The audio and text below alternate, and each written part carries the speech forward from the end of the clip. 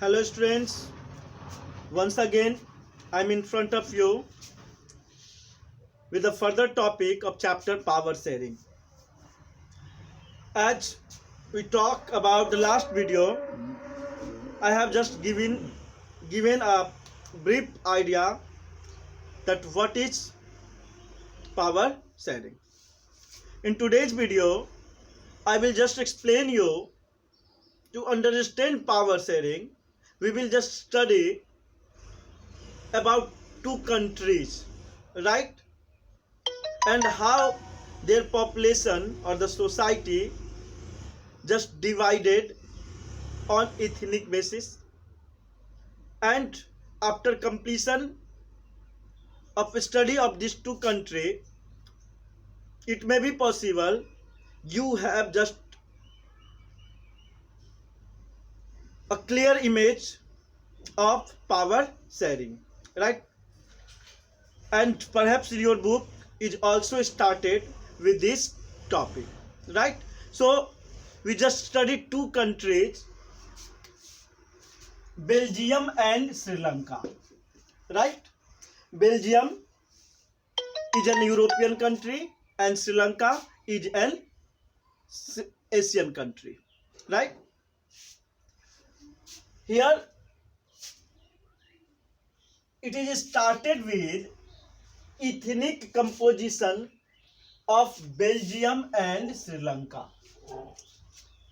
Now it may be possible in your mind question arised, what is ethnic, right? Many more times I have explained you, any society of anywhere of the world is just divided on certain social issue. Any society has some features like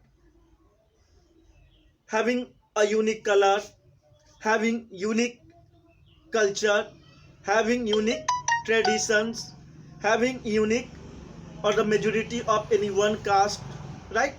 So ethnic division means division of society, division of the society or the formation of community on the basis of culture, tradition, region, religion, color and clan.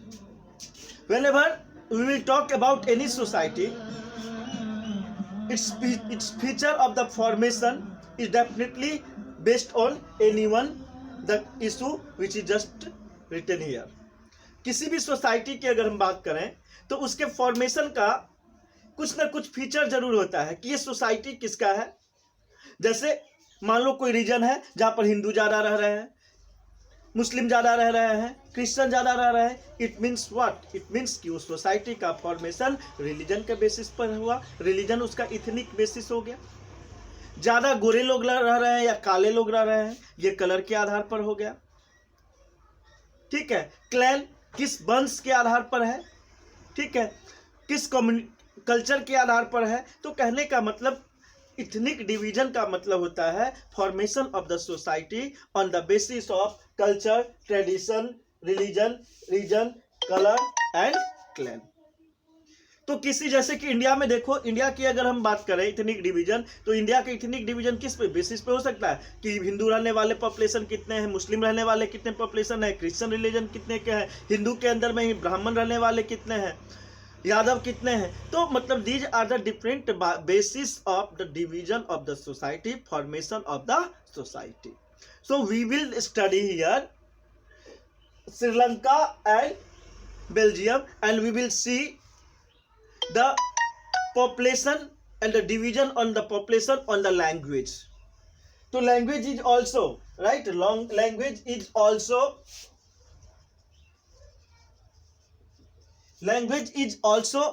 a basis of ethnic division of the society. तो हम लोग देखें कि श्रीलंका और Belgium में language के आधार पर कैसे डिवीजन हुआ है.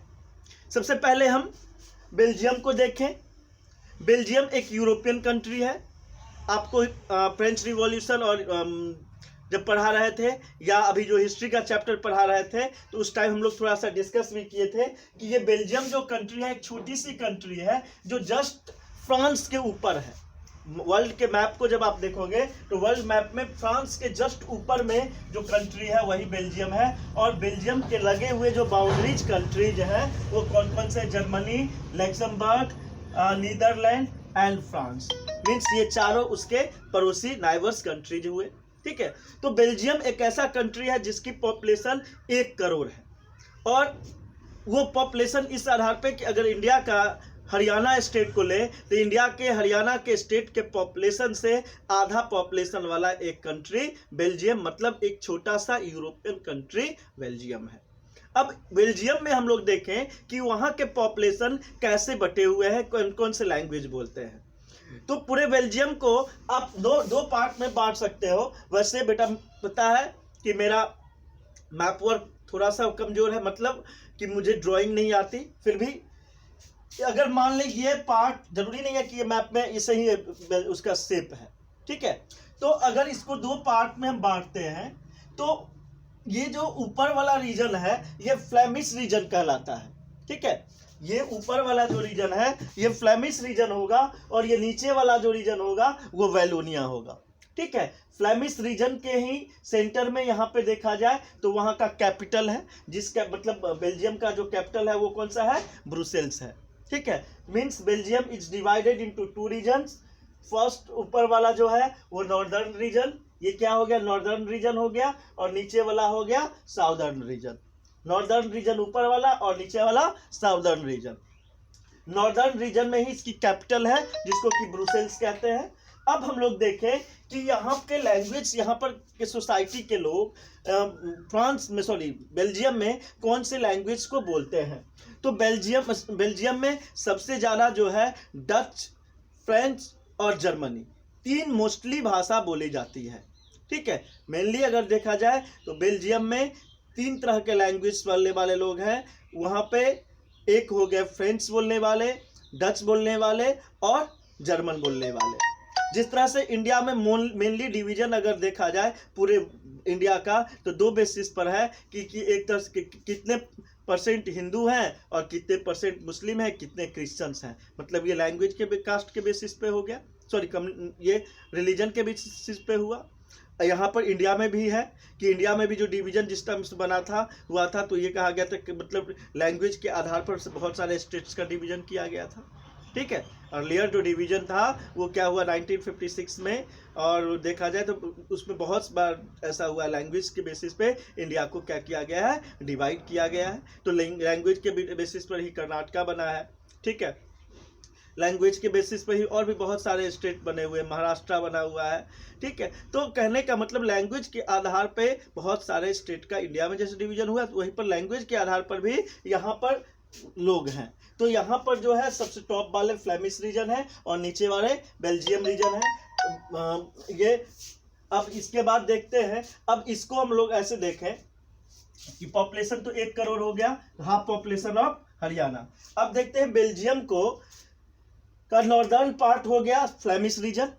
ठीक है, और साउदर्न रीजन कौन सा हो गया, वेलोनिया रीजन।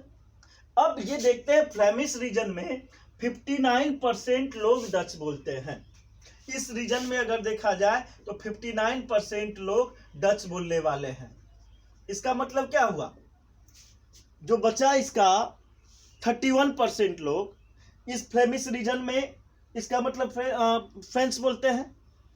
वहीं पर अगर हम आ जाए वेलोनिया रीजन में तो वेलोनिया रीजन में अगर देखा जाए तो 40% लोग फ्रेंच बोलते हैं, 1% लोग जर्मन बोलते हैं, और इसको माइनस कर दिया जाए तो ये इस तरह से मतलब ये हुआ। मतलब ओवरऑल देखा जाए तो बेलोनिया रीजन में रहने वाले जो लोग हैं वो ज़्यादातर क्या है, फ्रेंच बोलने वाले हैं। ठीक है, इसी तरह से अगर देखा जाए फ्लेमिश रीजन में रहने वाले लोगों को देखा जाए तो 59% डच बोलने वाले लोग हैं, और 1% पॉपुलेशन जो है वो केवल जर्मन बोलने वाले लोग हैं। ये तो पूरी कंट्री का हो गया। तो पूरी कंट्री का आप ऐसे समझिए कि पूरे कंट्री में कौन सा लैंग्वेज बोलने वाला ज़्यादा हुआ, तो पूरे कंट्रीज में सबसे ज़्यादा लैंग्वेज बोलने वाला जो लोग हुए वो कौन सा हुए, डच हुए।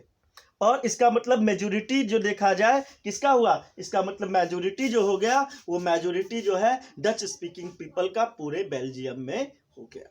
ठीक, अब हम लोग आते हैं वहां के कैपिटल में। ठीक है, तो वहां के कैपिटल पे जब आते हो तो वहां का कैपिटल कौन सा है, वहां का कैपिटल है ब्रुसेल्स। ठीक, अब वहां के कैपिटल ब्रुसेल्स की अगर हम जब बात करें तो कैपिटल ब्रुसेल्स में देखा जाए तो अपोजिट रीजन है। ठीक, जैसे हमारी कंट्री ले और कंट्री में हमारा कंट्री का कैपिटल कौन सा हुआ, दिल्ली हुआ। तो दिल्ली में क्या है, दिल्ली में कौन सा लैंग्वेज बोला जाता है, तो पूरे कंट्रीज में देखा जाए तो हिंदी कर्नाटका, असमीस, ठीक है, गुजराती, मराठा, बहुत सारे लैंग्वेज बोले जाते हैं। लेकिन दिल्ली में अगर देखा जाए तो मोस्टली लैंग्वेज बोलने वाले लोग कौन से हैं, हिंदी बोलने वाले लोग हैं। ठीक है, पंजाबी बोलने वाले लोग हैं। ठीक है, तो इसकी मेजोरिटी वहां पे हो गया। लेकिन कैपिटल से पूरी कंट्री क्या होती है, कैपिटल बहुत इंपॉर्टेंट रोल प्ले करता है किसी भी कंट्री की रूलिंग में। ठीक है, जिस तरह से हमारी दिल्ली से ही, दिल्ली के पार्लियामेंट या दिल्ली से ही पूरी कंट्री की इकोनॉमिकल और पॉलिटिकल सिस्टम क्या किया जाता है, डिजाइन होता है, वहीं से डिसीजन तैयार होता है और डिसीजन का इम्प्लीमेंटेशन होता है। Means having very much more importance of the capital in any country. So the Brussels also played very crucial role for the ruling of the Belgium. Now the situation of the Brussels is different. अब यहाँ पे क्या था, यहाँ पे 80% people जो है वो फ्रेंच स्पीकिंग है। पूरी कंट्री में फ्रेंच स्पीकिंग पीपल कम है। ठीक है, और कैपिटल में 80% लोग फ्रेंच बोलते हैं और 20% लोग डच बोलते हैं। अब दो सिचुएशन हुआ, there is dominancy of the French people in capital city, whereas the dominancy of the Dutch people in whole Belgium, right? So the situation of conflict be arised many times, since if we talk about the decision making that will be done from the capital Brussels, and where the French speaking people just played very crucial role, and it may be possible whatever the decisions just favorable to French be passed there, that will not be acceptable and that will not be ideological for whole Belgium. So it is necessary that how the powers be accommodated, how this differences of the peoples on the basis of language can be sort out, right? तो कहने का मतलब हुआ कि पूरी country की politics में ये इंपॉर्टेंट रोल कैपिटल से होता था। मतलब कहने का मतलब डच स्पीकिंग पीपल्स जो था वो पूरे कंट्री में मेजोरिटी में था, और कैपिटल में उसकी मेजोरिटी, कैपिटल में उसकी प्रोपोर्शनलिटी बहुत कम थी। लेकिन वहीं पर अगर देखा जाए तो कैपिटल में क्या कंडीशन था, कैपिटल में फ्रेंच स्पीकिंग ज़्यादा था 80% और डच स्पीकिंग केवल 20% थे, जो मतलब कि ये दोनों टकराव की स्थिति को, टकराव की सिचुएशंस को क्रिएट कर सकते थे। ठीक है, और क्या कुछ होता है हम लोग बाद में देखेंगे। अभी हमने ये समझ लिया, बेल्जियम को हम समझ लिए कि बेल्जियम में पॉपुलेशन कैसे है। ठीक है, बेल्जियम में पॉपुलेशन का डिवीजन किस प्रकार से हुआ है, कैसे डच स्पीकर है और फ्रेंच स्पीकर है। ठीक है, 1% जर्मन है। ठीक है, अब हम लोग आगे हम लोग बढ़ते हैं, हम लोग थोड़ा सा श्रीलंका को स्टडी करें।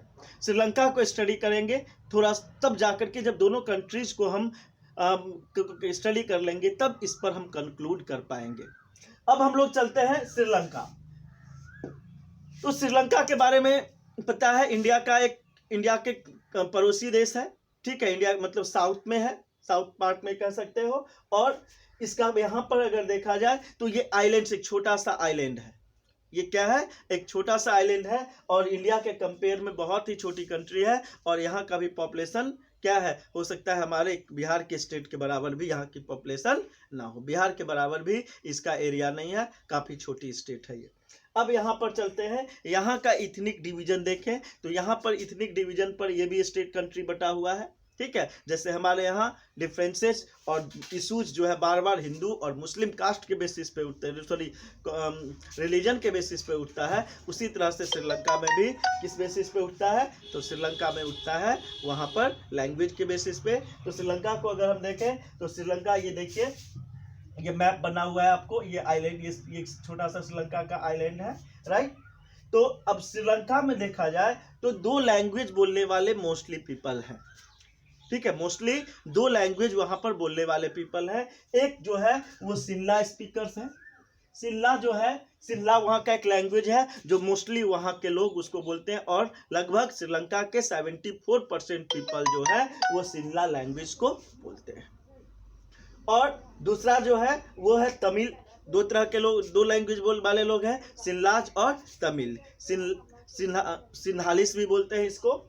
और तमिल स्पीकर जो है पूरे कंट्री में 18% तमिल स्पीकर्स पीपल हैं, जिसमें कि 2 तरह के तमिल हैं। एक तो जो श्रीलंकन मूल के, श्रीलंकन क्लैन के वहाँ के खुद के जो तमिल हैं, और कुछ जो है ऐसे भी मतलब तमिल हैं जो इंडिया से वहाँ गए हुए हैं। ऐसे तमिल्स जो इंडियन तमिल्स वहाँ पे हैं, वहाँ की पॉपुलेशन लगभग 5% इंडियन तमिल्स का है और 13% श्रीलंकन तमिल्स का है, ठीक है।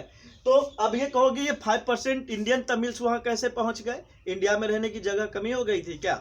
नहीं, एक्चुअली जिस समय ब्रिटिशर्स का कॉलोनी था, ब्रिटिश कॉलोनाइजेशन का पीरियड था, और ब्रिटिशर्स का कॉलोनी इंडिया और श्रीलंका दोनों में था, तो वहाँ पर प्लांटेशन, टी आदि की खेती, टी और रबर आदि की खेती वहाँ बहुत ज़्यादा होती थी। तो टी और रबर की खेती करने के लिए इंडिया से दास के रूप में या तमिल्स को ले जाते थे वहाँ पे, और उनसे प्लांटेशन वर्क कराया करते थे। तो ऐसे ही बहुत सारे मतलब इंडियंस जा करके तमिल मतलब वहाँ पे श्रीलंका में सेटल हो गए, जो तमिल इंडियन तमिल कहलाते हैं। जैसे कि आपने श्रीलंका में कुछ खिलाड़ी का नाम देखोगे तो लगेगा हिंदू नाम से मिलता जुलता है ना।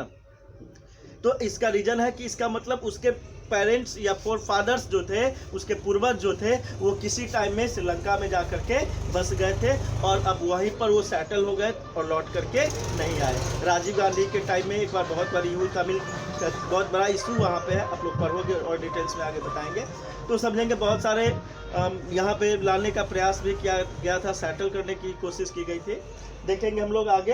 तो अभी हम लोग इस चीज़ को समझे तो श्रीलंका में 13% श्रीलंकन तमिल्स हैं और 5% इंडियन तमिल्स हैं। तो ऑब्वियसली ओवरऑल देखने को मिला कि सिंस अगर पॉपुलेशन वहाँ पर 74% सिन्लाज का है, इसका मतलब मेजोरिटी किसका होगा? सिन्हालिस का होगा। इंडियन तमिल्स जो थे, या सॉरी तमिल्स जो थे, वो हमेशा वहाँ पर क्या एलिनेटेड फील करते थे।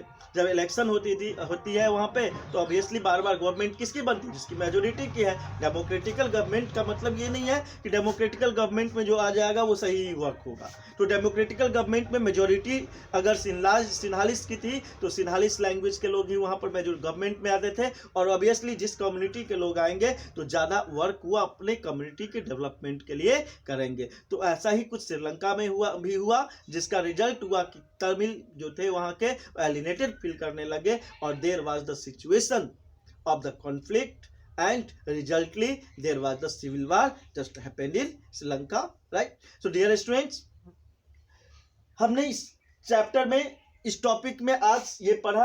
अब देख, इसके अलावा भी देख ले कि मोस्ट अगर वहाँ की सिन्लाज का पॉपुलेशन देखा जाए तो हिंदू है, मुस्लिम है और बुद्धिस्ट। खास करके जो श्रीलंका के जो मेन लोग हैं सिन्हालिस बोलने वाले, वो 74% मैक्सिमम जो है वो 74% बुद्धिस्ट रिलीजन को मानने वाले हैं। आपको पता है सम्राट अशोक ने यहाँ से भेजा था अपने पुत्र पुत्री को, किस लिए? मतलब बुद्ध धर्म को फैलाने के लिए। तो उसी कारण से अगर उसी टाइम से देखा जाए तो वहाँ पर सिन्हालिस जो थे, सिन्लाज जो थे, वो कौन सा मैक्सिमम जो बुद्धिस्ट रिलीजन को मानने वाले थे। जो तमिल स्पीकर्स जो लोग हैं वो हिंदू और मुस्लिम दोनों कम्युनिटी से बिलोंग करते हैं, और लगभग 7% वहाँ पे क्रिश्चियन भी हैं। 7% क्या है? वहाँ पर क्रिश्चियन भी है। वो कौन से लैंग्वेज बोलते हैं? तमिल और सिन्लाज बोलते हैं, ठीक है। फिर से इसको देख लीजिए, वहाँ पर मोस्ट सिन्लाज जो बुद्धिस्ट के हैं, तमिल स्पीकर्स जो है हिंदू और मुस्लिम है, ठीक है, और 7% पॉपुलेशन वहाँ श्रीलंका में क्रिश्चियन का है, जो कि तमिल और सिन्हालाज बोलते हैं। आई थिंक आपको किस तरह से सोसाइटी इतनी लैंग्वेज बेसिस पर श्रीलंका का और क्या कहते हैं बेल्जियम का बटा हुआ है, ये क्लियर कट आपके माइंड में आ गया होगा। और अगले टॉपिक में देखेंगे कि अगले वीडियो में देखेंगे कि इसके कारण क्या प्रॉब्लम क्रिएट होता है और ये पावर शेयरिंग से कैसे रिलेटेड है। आज और इस वीडियो में बस आपके दोनों जगह का एथनिक डिवीजन को आपको क्लियर आउट माइंड में लाना है और कुछ पावर शेयरिंग के बारे में नहीं सोचना है। श्रीलंका के और बेटर ढंग से वहाँ की सोसाइटी को समझने के लिए, ठीक है, अगर आपको एक मूवी आई थी मद्रास कैफे, तो हम आपको मतलब सजेस्ट करेंगे कि जब आपके पास टाइम हो, इंटरटेनमेंट जब करते हो, तो मद्रास कैफे मूवी देखें। आप श्रीलंका के सोसाइटी को और वहाँ पर किस तरह से पॉपुलेशन है, क्या प्रॉब्लम है, क्या उसको बहुत अच्छी तरह से आप सब समझ पाएंगे। तो ये आपका क्या है, इंटरटेनमेंट वर्क है। तो आपको जब मौका मिले तो you will definitely see the movie Madras Cafe. And once again we will come in front of you next video with the situation of Belgium and Sri Lanka, and it will be related, it correlates with the power sharing. Thank you, have a nice day, and we will meet very soon in next video. Thank you.